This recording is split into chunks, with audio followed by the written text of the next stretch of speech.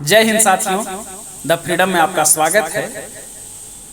साथियों, आज खास दिन है इस मायने में कि आज महान स्वतंत्रता सेनानी और भारत के प्रथम प्रधानमंत्री जवाहरलाल नेहरू की पुण्यतिथि है।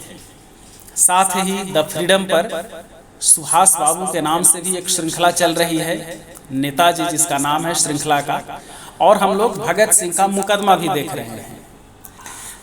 द फ्रीडम आज के विशेष मौके पर एक विशेष निबंध पेश कर रहा है।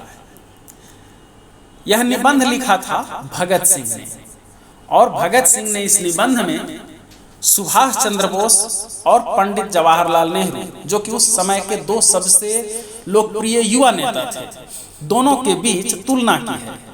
जुलाई 1928 के कीर्ति के अंक में यह निबंध छपा था, और ये हर किसी को जरूर जानना चाहिए कि उस समय भगत सिंह किस तरह से नए नेताओं पर नजर रख रहे थे, और उन्होंने साथ ही युवाओं को समझाया भी है कि कौन नेता अधिक विचारशील है। आप खुद देखिए, आपके सामने पेश है भगत सिंह का वह निबंध जिसका शीर्षक है नए नेताओं के अलग अलग विचार, और ये रहा वो निबंध। असहयोग आंदोलन की असफलता के बाद जनता में बहुत निराशा और मायूसी फैली। हिंदू मुस्लिम झगड़ों ने बचा खुचा साहस भी खत्म कर डाला।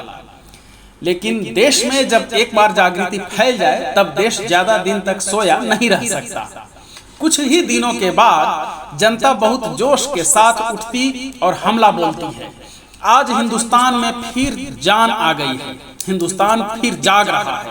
देखने में तो कोई बड़ा जन आंदोलन नजर नहीं आता, लेकिन नींव जरूर मजबूत की जा रही है। आधुनिक विचारों के अनेक नए नेता सामने आ रहे हैं। इस बार नौजवान नेता ही आगे बढ़े, और देश में नौजवानों के ही आंदोलन चल रहे हैं। नौजवान नेता ही देशभक्त लोगों की नजरों में आ रहे हैं। बड़े बड़े नेता बड़े होने के बावजूद एक तरह से पीछे छोड़े जा रहे हैं। इस समय जो नेता आगे आए हैं वे हैं बंगाल के पूजनीय श्री सुभाष चंद्र बोस और माननीय पंडित श्री जवाहरलाल नेहरू। यही दो नेता हिंदुस्तान में उभरते नजर आ रहे हैं और युवाओं के आंदोलन में विशेष रूप से भाग ले रहे हैं। दोनों ही हिंदुस्तान की आजादी के कट्टर समर्थक हैं, दोनों ही समझदार और सच्चे देशभक्त हैं, लेकिन फिर भी इनके विचारों में जमीन आसमान का अंतर है। एक को भारत की प्राचीन संस्कृति का उपासक कहा जाता है, तो दूसरे को पक्का पश्चिम का शिष्य। एक को कोमल हृदय वाला भावुक कहा जाता है और दूसरे को पक्का युगांतकारी। हम इस लेख में उनके अलग अलग विचारों को जनता के समक्ष रखेंगे, ताकि जनता स्वयं उनके अंतर को समझ सके और स्वयं भी विचार कर सके। अब हम श्री सुभाष चंद्र बोस और श्री जवाहरलाल नेहरू के विचारों पर आ रहे हैं। 2-3 महीनों से आप बहुत सी कॉन्फ्रेंसों के अध्यक्ष बनाए गए और आपने अपने अपने विचार लोगों के सामने रखे। सुभाष बाबू को सरकार तख्ता पलट गिरोह का सदस्य समझती है और इसलिए उन्हें बंगाल अध्यादेश के अंतर्गत कैद कर रखा है। आप रिहा हुए और गर्म दल के नेता बनाए गए। आप भारत का आदर्श पूर्ण स्वराज्य मानते हैं और महाराष्ट्र कॉन्फ्रेंस में अध्यक्षीय भाषण में आपने इसी प्रस्ताव का प्रचार किया। पंडित जवाहरलाल नेहरू स्वराज पार्टी के नेता पंडित मोतीलाल नेहरू जी के सुपुत्र हैं, बैरिस्ट्री पास हैं, आप बहुत विद्वान हैं, आप रूस आदि का दौरा कराए हैं, आप भी गर्म दल के नेता हैं, और मद्रास कॉन्फ्रेंस में आपके और आपके साथियों के प्रयासों से ही पूर्ण स्वराज्य का प्रस्ताव स्वीकृत हो सका था। आपने अमृतसर कॉन्फ्रेंस के भाषण में भी इसी बात पर जोर दिया, लेकिन फिर भी इन दोनों सज्जनों के विचारों में जमीन आसमान का अंतर है। अमृतसर और महाराष्ट्र कॉन्फ्रेंसों के इन दोनों अध्यक्षों के भाषण पढ़कर ही हमें इनके विचारों का अंतर स्पष्ट हुआ था, लेकिन बाद में बंबई के एक भाषण में यह बात स्पष्ट रूप से हमारे सामने आ गई। पंडित जवाहरलाल नेहरू इस जनसभा की अध्यक्षता कर रहे थे और सुभाष चंद्र बोस ने भाषण किया। वह एक बहुत भावुक बंगाली हैं। उन्होंने भाषण आरंभ किया कि हिंदुस्तान का दुनिया के नाम एक विशेष संदेश है, वह दुनिया को आध्यात्मिक शिक्षा देगा। खैर आगे वे दीवानों की तरह कहना प्रारंभ कर देते हैं, चांदनी रात में ताजमहल को देखो और जिस दिल की यह सूझ का परिणाम था उसकी महानता की कल्पना करो। सोचो, एक बंगाली उपन्यासकार ने लिखा है कि हम में यह हमारे आंसू ही जम जम कर पत्थर बन गए हैं। वह भी वापस वेदों की ओर ही लौट जाने का आह्वान करते हैं। आपने अपने पूना वाले भाषण में राष्ट्रवादिता के संबंध में कहा है कि राष्ट्रीयतावाद को एक संकीर्ण दायरे वाली विचारधारा बताते हैं, लेकिन यह भूल है। हिंदुस्तानी राष्ट्रीयता का विचार ऐसा नहीं है।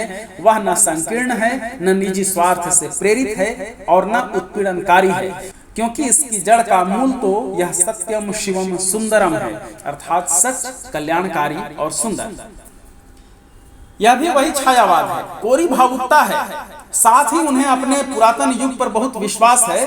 वह प्रत्येक बात में अपने पुरातन युग की महानता देखते हैं। पंचायती राज का ढंग उनके विचार में कोई नया नहीं। पंचायती राज और जनता का राज वे कहते हैं कि हिंदुस्तान में बहुत पुराना है।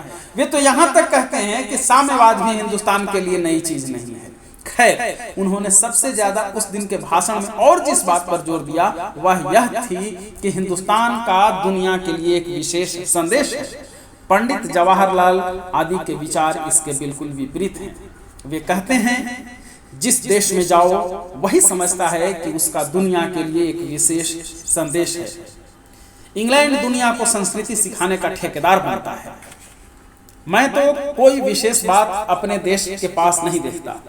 सुभाष बाबू को उन बातों पर बहुत यकीन है। जवाहरलाल कहते हैं, प्रत्येक नौजवान को विद्रोह करना चाहिए, राजनीतिक क्षेत्र में ही नहीं बल्कि सामाजिक, आर्थिक और धार्मिक क्षेत्र में भी। मुझे ऐसे व्यक्ति की कोई आवश्यकता नहीं जो आकर कहे कि फलां बात कुरान में लिखी हुई है। कोई बात जो अपनी समझदारी की परख में सही साबित न हो, उसे चाहे वेद और कुरान में कितना ही अच्छा क्यों न कहा गया हो, नहीं माननी चाहिए। यह एक युगांतकारी के विचार हैं और सुभाष के एक राज परिवर्तनकारी के विचार हैं। एक के विचार में हमारी पुरानी चीजें बहुत अच्छी हैं और दूसरे के विचार में उनके विरुद्ध विद्रोह कर देना चाहिए। एक को भावुक कहा जाता है और एक को युगांतकारी और विद्रोही। पंडित जी एक स्थान पर कहते हैं, जो अब भी कुरान के जमाने के अर्थात 1300 बरस पीछे के अरब की स्थितियां पैदा करना चाहते हैं या जो पीछे वेदों के जमाने की ओर देख रहे हैं, उनसे मेरा यही कहना है कि यह तो सोचा भी नहीं जा सकता है कि वह युग वापस लौट आएगा। वास्तविक दुनिया पीछे नहीं लौट सकती।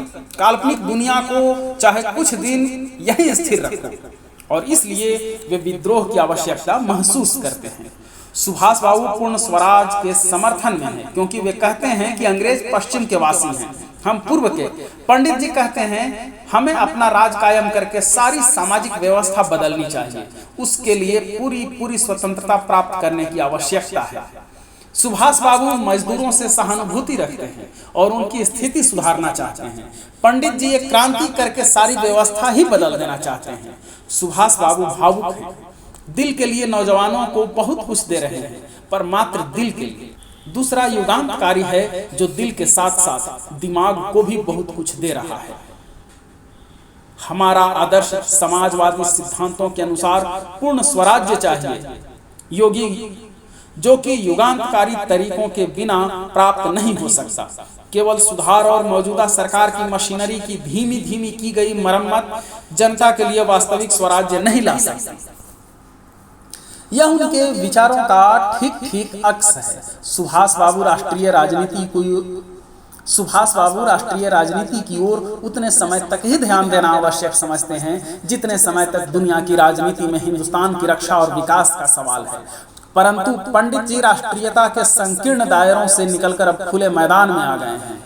अब सवाल यह है कि हमारे सामने दोनों विचार आ गए हैं, हमें किस ओर झुकना चाहिए। एक पंजाबी समाचार पत्र ने सुभाष की तारीफ के पुल बांधकर पंडित जी आदि के बारे में कहा था कि ऐसे विद्रोही पत्थरों से सिर मार मार कर मर जाते हैं।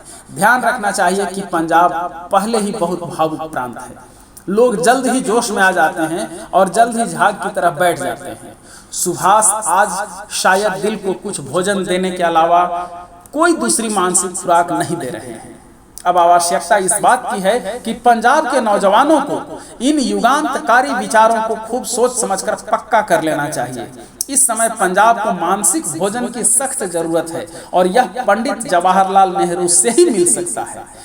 इसका अर्थ यह नहीं है कि उनके अंधे पैरोकार बन जाना चाहिए, लेकिन जहां तक विचारों का संबंध है वहां तक इस समय पंजाबी नौजवानों को उनके साथ लगना चाहिए, ताकि वे इनकलाब के वास्तविक अर्थ, हिंदुस्तान में इनकलाब की आवश्यकता, दुनिया में इनकलाब का स्थान क्या है आदि के बारे में जान सके। सोच विचार के साथ नौजवान अपने विचारों को स्थिर करें, ताकि निराशा, मायूसी और पराजय के समय में भी भटकाव के शिकार न हों और अकेले खड़े होकर दुनिया से मुकाबला में डट सके। इसी तरह जनता इनकलाब के ध्येय को पूरा कर सकेगी।